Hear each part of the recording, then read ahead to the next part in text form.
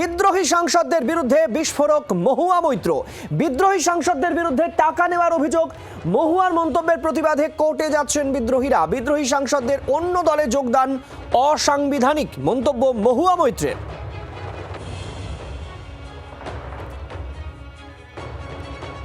আপনাদের আরো একবার জানিয়ে রাখবো, বিদ্রোহী সাংসদদের বিরুদ্ধে বিস্ফোরক মহুয়া মৈত্র। বিদ্রোহী সাংসদদের বিরুদ্ধে টাকা নেওয়ার অভিযোগ আর তারই প্রতিবাদে কোর্টে যাচ্ছেন বিদ্রোহীরা। বিদ্রোহী সাংসদদের অন্য দলে যোগদান অসাংবিধানিক। অর্থাৎ অভিষেক বন্দ্যোপাধ্যায় যে অভিযোগ স্পিকারের সঙ্গে দেখা করে এসেছেন, একই কথা মহুয়া মৈত্রের, এবং তারপরই এবার কোর্টে যাওয়ার হুঁশিয়ারি বিদ্রোহীদের। শিডিউলের 4 নম্বর ধারায় পরিষ্কার লেখা আছে, মার্জার একমাত্র হতে পারে যখন 2/3 অফ অরিজিনাল পার্টি মানে পলিটিক্যাল পার্টি সেটা যদি মার্জ হয় তবে হতে পারে। এখানে 2/3 অফ অরিজিনাল পার্টি হলে সমস্ত political party, 2/3 of all committees, 2/3 of working committee, তবে সেটা কি হয়েছে? তাহলে ওদের কাছে 20 জন থাকুক, 25 জন থাকুক, আইনত ওদের 0।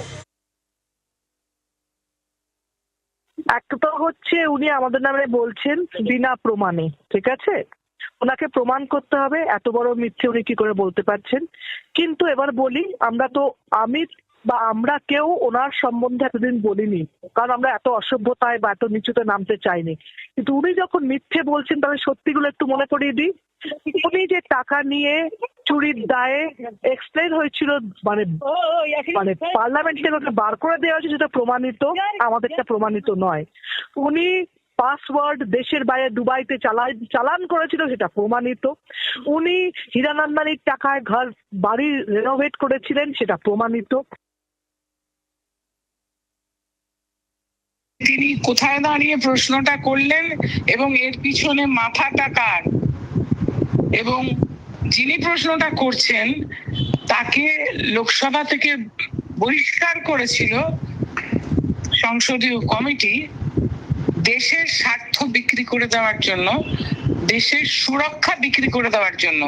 দেশবাসী কিন্তু সেটা ভুলেনি। তিনি কোথায় কি করেছেন, কার সংসার ভেঙেছেন, তিনি কোন লেভেলে গিয়ে খেলেন, সেটাকে রাজনীতি বলে না, নোংরামো বলে। একটা টিভিতে বলছে একটা অ্যামাউন্ট দিচ্ছে, তো ও জানলো কি করেছে, কত অ্যামাউন্টে কে কি হয়েছে, ওকে অফার করেছে নাকি, না ও নিয়েছে? আমি তো বলতে পারি ও নিয়েছে। এই ধরনের অনৈতিক কথাবার্তা বলছে যে তার বিরুদ্ধে অনেক বড় রকমের মামলা ওর বিরুদ্ধে হবে। মিথ্যা কথা বলছে এবং কোন রকমের অর্থনৈতিক লেনদেনের যে এখানে কোন রকম সততা নেই, সেটা কিন্তু আমরা প্রমাণ করে ছাড়বো। বাংলার আওয়াজ, বাঙালির আবেগ, জি 24 ঘন্টা।